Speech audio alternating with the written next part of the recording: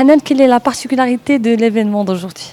Merci Nabila. Alors en fait, la particularité de cet événement, c'est que nous sommes déjà à notre 4e édition. Donc ça, première des choses. La deuxième des choses, c'est que nous avons pu mobiliser 5 partenaires, banques, entreprises qui sont dans le transfert et la partie Smart Nation, qui vont rencontrer 40 à 50 startups que nous avons identifiées, qui sont sur la partie FinTech, expérience client, data et intelligence artificielle. Donc le but de cet espace, donc, on l'a nommé Corner Innovation. Donc le but de cet espace, c'est de créer des opportunités de business, des mises en relation pour des éventuels partenariats avec ces entreprises. Vous parlez justement de l'innovation des startups. On remarque très souvent que les grandes entreprises s'associent à des startups. Quel est l'intérêt de cette démarche? Alors en fait, oui, effectivement, depuis 3-4 dernières années, nous avons constaté que les entreprises marocaines de la place, ils se sont penchés vers les startups parce qu'ils ont plus d'agilité, plus d'idées.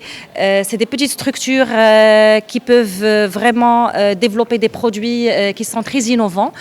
Donc ça donne beaucoup d'agilité à la grande entreprise où la créativité et l'innovation et n'est pas au même niveau de la start-up. Les startups, c'est des jeunes entrepreneurs, ils veulent se réaliser, donc c'est une opportunité pour eux. Ils vont pouvoir s'épanouir sur leur cœur de métier, sur leur expertise. Et troisièmement, ça permet de créer plus d'entrepreneurs, de petites entreprises et de créer plus de main-d'œuvre. Voilà. Plus concrètement, la collaboration entre une grande entreprise et la start-up, comment ça se déroule? Alors en fait, il y a plusieurs concepts, plusieurs modèles. Donc nous avons vu, au vu de ces dernières années, des entreprises qui ont lancé des programmes d'open innovation en partenariat avec des incubateurs, des factories de la place. Donc là, c'est la première manière ou la première démarche qu'une entreprise il peut avoir, c'est que faire le programme d'open innovation avec un incubateur. Il y a aussi la possibilité de créer et de mettre en place son propre incubateur. Et du coup, les startups, ils vont être identifiés, ils vont être hébergés chez l'entreprise elle-même et ils vont être accompagnés par cette entreprise. Et il y a aussi la troisième partie, donc c'est la collaboration en direct entre startups et corporate. Donc ils vont voir l'intérêt, ils vont voir l'utilité de l'application ou de la solution.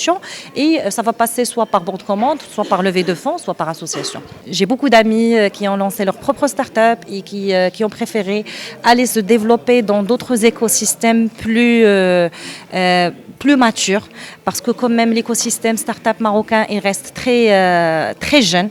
Il n'y a pas beaucoup de business angels, il n'y a pas beaucoup d'entreprises qui vont faire confiance à ces start-up. Donc, et du coup, ils ne vont pas trouver l'appui, l'accompagnement et les fonds nécessaires. Donc, et aussi parce qu'il y a les écosystèmes, donc je peux citer celui de la France, de Londres, qui sont à la recherche des meilleurs projets et des meilleurs fondateurs. Donc c'est principalement ça, c'est dommage, mais quand même, nous remarquons qu'il y a une bonne partie qui reste sur place et que nous félicitons. Et c'est avec cette bonne partie que nous avons pu faire notre Open Innovation Space. L'entreprise marocaine, il doit vraiment repenser son business model, repenser sa stratégie, sa culture.